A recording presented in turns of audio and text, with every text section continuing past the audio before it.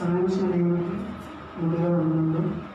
ఇక్కడికి కూర్చొని అందరికీ ప్రభునామంలో వందనములు చేస్తున్నాను. ప్రార్థన చేసుకుని వాక్య భాగంలోకి మనందరం వెళ్దాం. ప్రార్థన. పరలోకమున్న మా తండ్రి, మీకు వందనములు.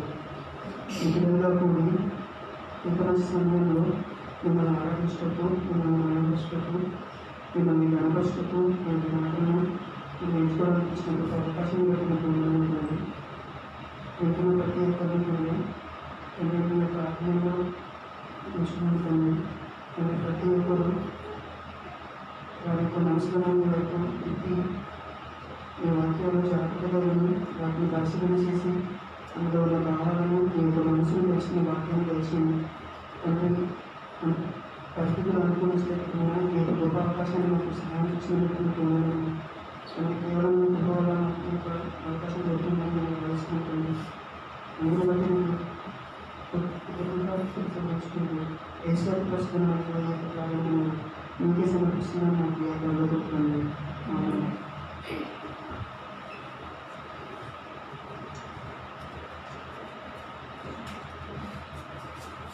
ఓకే, ఈరోజు నేను కొన్ని మాటలు మీతో పంచుకోవాలని ఆశపడుతున్నాను. బైబిల్ నుంచి కొన్ని మాటలను మీతో పంచుకోవాలని ఆశపడుతున్నాను. ఈరోజు మనం ఏం ఆలోచించబోతున్నామంటే, దేవునికి మనిషితో బంధం ఎలా ఉంటుంది. మీరు ముందు విని ఉండవచ్చు, మనిషికి దేవునితో బంధం ఎలా అని. కానీ నేను ఏం చెప్తున్నానంటే, దేవునికి అంటే ఫస్ట్ దేవునికి మనిషితో బంధం ఎలా ఉంటుంది. ఇక్కడ ఫస్ట్ దేవుని అని అర్థం. ఓకేనా? మనం కొన్ని మాటలు బంధం గురించి మాట్లాడుకున్నాం. బంధం అంటే అందరికీ ఆల్మోస్ట్ ఐడియా ఉంది. బంధం అంటే ఏంటి? ఒక ఇద్దరు వ్యక్తుల మధ్య ఉండే ఒక చిన్న సంబంధం. అంటే ఇద్దరు వ్యక్తులు మాట్లాడుతున్నారంటే వాళ్ళ మధ్య ఒక సంబంధం, ఒక స్నేహం కానీ, లేదంటే ఒక ఆత్మీయ సంబంధం కానీ, లేదంటే ఇద్దరు ఒక తండ్రి కుమారుడు ఉన్నారంటే వాళ్ళిద్దరి మధ్యలో ఉన్న తండ్రి కుమారుల బంధం కానీ, ఒక అక్క చెల్లెల సంబంధం ఉంది అంటే వాళ్ళిద్దరి మధ్యలో ఒక కుటుంబ బంధం కానీ, తల్లి పిల్లల మధ్య ఉండే బంధం మనకు అందరికీ తెలిసిన విషయం.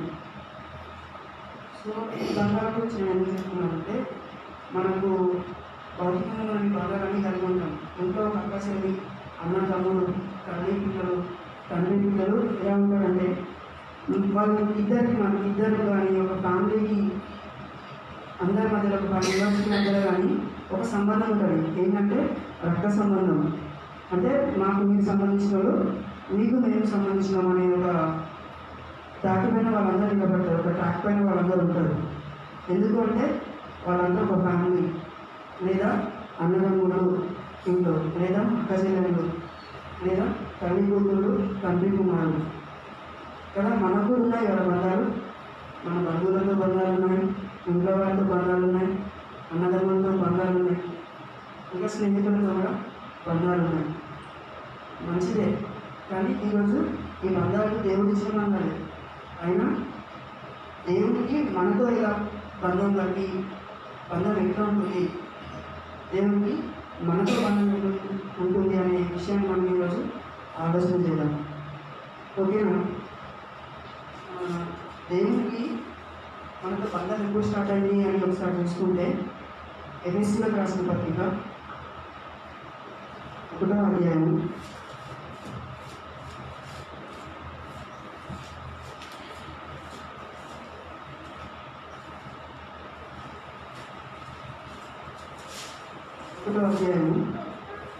4వ వచనం నుంచి 6వ వచనం వరకు. ఎట్లనగా తన ప్రియుని యందు తాను ఉచితముగా మనకు అనుగ్రహించిన తన కృపా మహిమకు కీర్తి కలుగునట్లు తన చిత్త ప్రకారమైన దయా సంకల్పము చొప్పున యేసుక్రీస్తు ద్వారా తనకు కుమారులుగా స్వీకరించుటకై ఉమ్, మనలను ముందుగా తన కోసము నిర్ణయించుకొని ఉమ్, మనము తన ఎదుట పరిశుద్ధమును నిర్దోషులమునై ఉండవలెనని జగత్తు పునాది వేయబడక ముందే ఉమ్. ప్రేమ చేత ఆయన క్రీస్తులో మనలను ఏర్పరచుకుంది. చాలు. ఇందులో ఈ వాటిని మనం అందరికి తెలిసిన వాక్యం. ఇందులో నేను ఏం తీసుకుంటున్నానంటే జగత్తు పునాది వేయబడక ముందే ప్రేమ చేత మనందరినీ ఏర్పరచుకున్నట్టే. అంటే ఈ సృష్టిని సృష్టించకముందే మనందరము దేవునికి పిల్లలుగా ఉండాలని దేవుని బలమైన కోరిక, దేవుని గొప్ప ఆశ అన్నమాట. ఈ సృష్టిని సృష్టించకముందే మన కోసం దేవుడు ఆలోచించుకొని మనందరము తనకు పిల్లలు కావాలని దేవుడు ఆశపడ్డాడు. అంటే మన దేవునితో మనకు బంధం ఎప్పుడు స్టార్ట్ అయిందంటే జగత్తు పునాది వేయబడక ముందే అనుకుంటు కదా, అప్పుడే మనము ఆయనలో, ఆయన మైండ్లో, ఆయన మనసులో ఉన్నాము. అప్పటి నుంచి రిలేషన్షిప్ అనేది మనకు స్టార్ట్ అయింది. ఓకేనా? అలా స్టార్ట్ అయిన రిలేషన్షిప్ మనము మన తల్లిగర్భం నుంచి ఈ భూమి మీదకి వచ్చాం. దేవుడు మన తల్లిదండ్రులను ఆశీర్వదించి మనల్ని కుమారులుగా వారికి గర్భఫలంగా మనం ఉంచాడు. మనం ఇచ్చినాక మనం అందరినీ భూమి మీదకి పంపించినాక ఒక చిన్న ఇబ్బంది ఏర్పడింది దేవుడికి. ఏం ఇబ్బంది అంటే తాను సృష్టి చేయకముందే ప్రేమించిన మనమందరము దేవునికి దూరమయ్యామనే ఒక ఇబ్బంది ఏర్పడింది. ఎలా దూరమయ్యాము అంటే పాపం చేసి. ఆ వాక్యం మనకు అధికారంలో కనిపిస్తుంది. నరుడు హృదయాలోచన బాల్యం నుండి చెడ్డది, అంటే చిన్నప్పటి నుంచి చెడిపోయారు వాళ్ళు.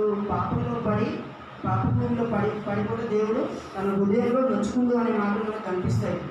అంటే దేవుడు ప్రేమతో మనల్ని చేసినాక కొన్నాళ్ళకి మనిషి పాపం చేసి దేవుడి నుంచి దూరం అయిపోయాడు, అంటే పాపంలో పడిపోయింది కదా. ఇంకా మొదటి కాలంలోనే స్టార్టింగ్లోనే వ్యభిచారాలని, ఇష్టానుసారమైన జీవితాలని, ఇష్టం వచ్చినట్టు జీవిస్తూ దేవునికి దూరం అయిపోయాడు. అంటే ఆ బంధంలో చిన్న ఏర్పాట్లు, చిన్న విభేదాలు కలిగినాయి అన్నమాట. దేవుడు అనుకుంటూ నేను పిల్లలను నా ప్రేమతో నేను పుట్టించి నేను వాళ్ళ తల్లిదండ్రులకు బహుమానంగా ఇచ్చి నేను పెంచి పెద్ద చేసిన తర్వాత పాపం చేసి నా నుంచి దూరం అయిపోతున్న నా పిల్లలని దేవుడికి బాగా గుండె వరకు పోయేంత బాధ వచ్చేసింది. కానీ అలాంటి సమయంలో దేవుడు ఎప్పుడైనా మనిషిని ఎప్పుడు వదిలిపెట్టలేదు. ఒక అవకాశం మళ్ళీ ఇచ్చిండు. మళ్ళీ నా దగ్గరకు వస్తారేమో, ఎక్కడైనా తప్పులు సరి చేసుకుని నా దగ్గరకు వస్తారేమో అని దేవుడు ఎప్పుడైనా అవకాశాలు ఇస్తూనే వస్తున్నాడు. నిజంగా మనం మన ఇంట్లో చూస్తుంటే అందరికీ మనకు పేరెంట్స్ ఉంటారు.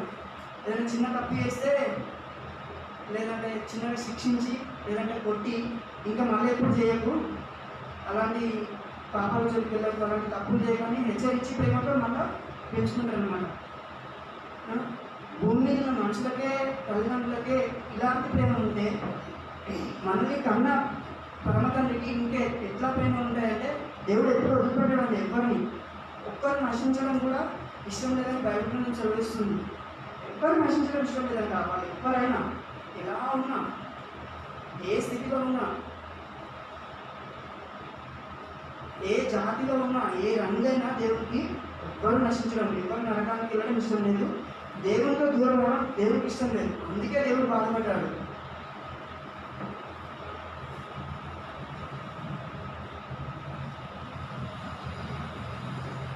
నిజంగా మనకి దేవుడు ఎంత ప్రేమించింది అంటే ఒకసారి మనము యోహాను సువార్త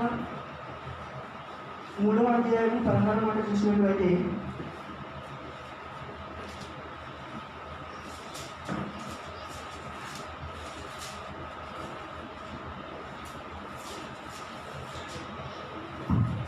దేవుడు లోకుని ఎంతో ప్రేమించాడు కాగా ఆయన తన అద్వితీయ కుమారునిగా పుట్టిన వాని యందు విశ్వాసం వచ్చే ప్రతి వారిను నశింపక నిత్య జీవం పొందినట్లు ఆయనను అనుగ్రహించాడు. చాలు.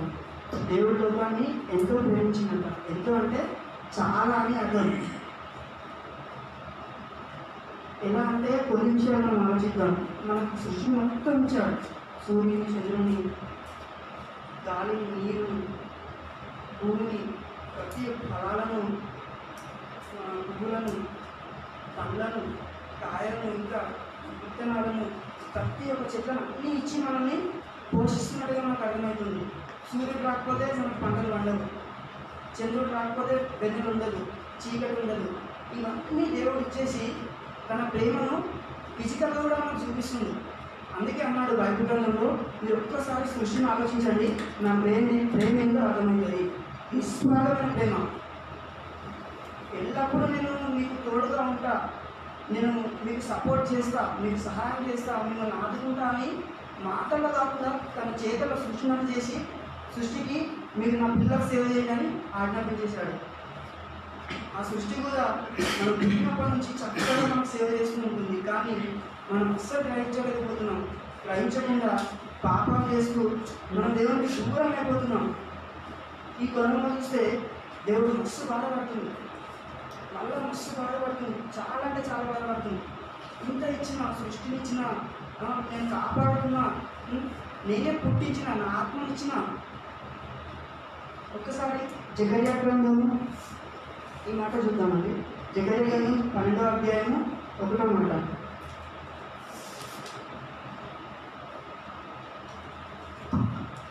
దేవునికి ఇశ్రాయేలీయులను గురించి వచ్చిన యెహోవా వాక్కు, ఆకాశ మండలమును విశాలపరిచి భూమికి పునాది వేసి మనుషుల అంతరంగంలో జీవాత్మను సృజించు యెహోవా సెలవిచ్చినదేమనగా, నేను యెరూషలేము చుట్టూనున్న జనులందరికీ మత్తు పుట్టించి పాత్రగా చేయబోచున్నాను. చాలు. మన కోసం దేవుడు ఆకాశాన్ని విశాలపరిచి భూమికి పునాది వేసి మనల్ని జీవాత్మక మనల్ని ఈ భూమికి పంపించింది. అంటే సూటిగా ఇంకా దేవుడు మనల్ని పుట్టించిండు. తల్లిదండ్రులు మనం ఉన్నప్పుడు దేవుడు ఆత్మను పంపిస్తే మనం అక్కడి నుంచి పెరుగుతూ 9 నెలల బయటికి వచ్చి మనము ఈ స్టేజ్ వరకు మనం వచ్చాము. ఇప్పటి వరకు అప్పటి నుంచి ఎప్పుడైతే ప్లాన్ చేసుకుందో అప్పటి నుంచి బంధం స్టార్ట్ అయింది. తల్లిదండ్రులు ఉన్నప్పటి నుంచి అప్పటి నుంచి తను కాపాడుతూ వస్తూనే ఉన్నాడు. కానీ మనిషి మాత్రం దేవుని బంధాన్ని అస్సలు అర్థం చేసుకోకుండా దేవునికి దూరం అయిపోతుంది. కానీ ఒక్కడికి గుర్తుపెట్టుకోండి, అక్కడ దేవుడు మన అందరికీ ప్రేమతో చూసినప్పుడు మనం దూరం అయితే, మనం పాపభూమిలో కోలుకొని పోతే దేవుడు చాలా బాధపడుతుంది. అట్లా బాధపడుతూ దేవుడే తన ప్రియ కుమారుని మనకు ఎలా అప్పగించేశాడో, ఎలా బలిదానం రమ్మన్నాడో మనము ఇంకొక మాట ద్వారా మనం చూసుకుందాం.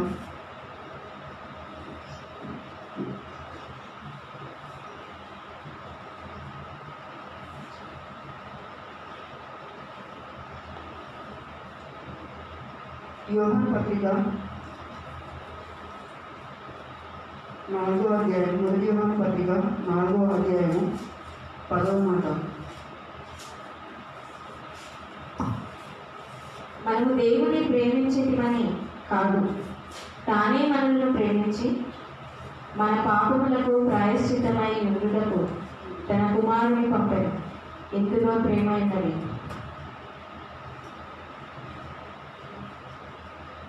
మనం దేవుని ప్రేమిస్తున్నామని కాదు, మనము దేవుడు పుట్టించడానికి అప్పుడున్నామని తెలుసు. కానీ దేవుడి భయం ఏంటంటే, నా పిల్లలు తప్పిపోయి నరకానికి ఎక్కడ జారిపోతారని తాను ముందే మన మీద కనికరము, కృప, జాలి, కరుణ చూపించి మనల్ని రక్షించుకోవాలని క్రీస్తును బలిదానం రమ్మన్నాడు. మరలా ఇక్కడ ఒక ఛాన్స్ దొరికింది. మరలా ఎందుకంటే ఒకసారి తప్పిపోయాం కదా, మరలా మీరు తప్పకుండా క్రీస్తు మీకోసం చనిపోయి క్రీస్తు రక్తంలో కడగబడి ఇకనైనా మీరు పాపం చేయకుండా భక్తి జీవితాన్ని కొనసాగించుదని మరలా క్రీస్తుని పంపించాడు. తన ఇష్టమైన కుమారుని, అత్యంత ప్రేమించే కుమారుని మన కోసం అలానే చనిపోమన్నాడు. భౌతికంగా చూసుకుంటే సృష్టిని అంతా ఇచ్చాడు. ఆ సృష్టిలో మనకు కడుపు ఉండట్లేదు, ఒక కుక్క లోపడుకోవట్లేదు, ఒక అన్న ముద్ద లోపడుకోవట్లేదు. ఇంకా మన ఆత్మీయస్థితి బాగుపడాలని, బంధము ఇంత గట్టిగా ఉండాలని యేసుక్రీస్తుని భూమికి పంపించాడు. అయినా మనిషి గ్రహించట్లేదు. అయినా దేవుడు వదులుకోవడానికి ఇష్టం అస్సలు లేదు. నిజంగా వదులుకోవాలని దేవునికి ఇష్టం లేదు. నిజంగా ఈ వదులుకునే ఇష్టం లేక వాక్యాన్ని మనకు ఒక ప్రేమ లేఖగా మనకు దేవుడు చేశాడు. నువ్వు చదువుకొని నువ్వు ప్రార్థన జీవితం కలిగి భక్తి జీవితాన్ని కొనసాగించు. ఇందులో నా మాటలు నీకు అన్ని హెచ్చరికలుగా ఉంటాయి. నువ్వు భౌతికంగా బాగుండాలన్నా, నువ్వు ఆఫీసులో ఇంకా గొప్పగా ఎదగాలి, పర్లోకం రావాలన్నా నా మాటలను చదువుకో, నాకు మొరపెట్టు, నాతో సంబంధం కలిగి ఉండు. ఇగో నా సంబంధము అప్పటి నుంచి సృష్టి కంటే ముందే ఉంది బిడ్డ, నువ్వు నాతో ఉండు. ఒక్కసారి ఆలోచించండి, ఎప్పుడైనా దేవుడు మనం వదిలిపెట్టిందా? వదిలిపెడితే ఇది మనం ఉన్న ఎంతమందినైనా ఇక్కడికి వచ్చేవాళ్ళం కాదు. వదిలిపెట్టలేదు. ఎలాంటి స్థితిలో ఉన్నా, ఎలాంటి పాప కూపిలో కూలిపోయినా దేవుడు వదిలిపెట్టలేదండి. అందుకే వచ్చాము ఇక్కడికి. అయినా మళ్ళీ ఈ మాటలతోని ఇంకా హెచ్చరిస్తుందంటే ఎంత చక్కటి ఆత్మీయ ఆధారపడుతుందో మనం అందరం అర్థం చేసుకోవాలి. మనం అనుకుంటాం దేవుడు ఏంది, ప్రార్థన ఏంది, వాక్యం ఏంది అని. నువ్వు అట్లా అనుకున్నా, నువ్వు వదిలిపెట్టినా నేను వదిలిపెట్టాను. ఇక్కడ అంత బలమైన బంధం, అంత ఎక్కువ లాంగ్ పెద్ద బంధం అన్నమాట. వాక్యంలో ఉంటుంది, నా కృప ఆకాశం కంటే ఎత్తైందంటే ఇక మీరు దేంట్లో కొలుస్తారో కొలవలేదు. కనీసం మనము వర్ణించలేము. అలాంటి బంధం, పెద్ద బంధం అది. మనలాగా ఒక యవనంలో ఉన్న అబ్బాయి అమ్మాయి లాగా 5 సంవత్సరాల ప్రేమ, పెళ్ళి, ఇట్లాంటి చిన్న చిన్న మళ్ళీ పెళ్ళి అయినా కూడా ఉంటారో చివరి వరకు ఉంటారో, ఇక చిన్న చిన్న ఈ స్వార్థపూరితమైన ప్రేమ కాదు దేవుంది. ప్రేమించిందంటే పరలోకం తీసుకెళ్ళాలని లాస్ట్ దాకా చచ్చిపోయేదాకా మాట్లాడేది పెద్ద కళ్ళు తీసుకొని దేవుడు ఎప్పుడైనా చూస్తున్నాడు. కానీ మారాల్సింది మనమే. బంధాన్ని బలపరచుకోవాల్సింది మనకే ఉన్నాయి ఛాన్సులు. మన దిక్కేలే తప్పవుతుంది, మన దిక్కే లూస్ ఉంది బంధం, మన దాంట్లో మూసుకుంటున్నాయి. ప్లీజ్ దయచేసి ఇప్పటికైనా దేవుడు ఇబ్బంది తృణీకరించేవాడు కాదు. కావున ప్రతి ఒక్కరు మీ యొక్క భక్తి జీవితాన్ని, ప్రార్థన జీవితాన్ని, అత్యంత విలువైన వాక్యము ప్రతిరోజు చదువుకోండి. ఈ యొక్క ప్రేమ లేఖలో మాటలు మిమ్మల్ని హెచ్చరిస్తాయి. ఏ మాట అయినా సరే, నువ్వు వ్యభిచారం చేస్తున్నావు ఇప్పుడు అన్నా సరే అందులో ఖచ్చితంగా ప్రేమ ఉంది. ఎందుకంటే నువ్వు వ్యభిచారం చేయొద్దు, నా దగ్గరికి రా బేట, నేను నీకు పర్లోకం తీసుకెళ్తా.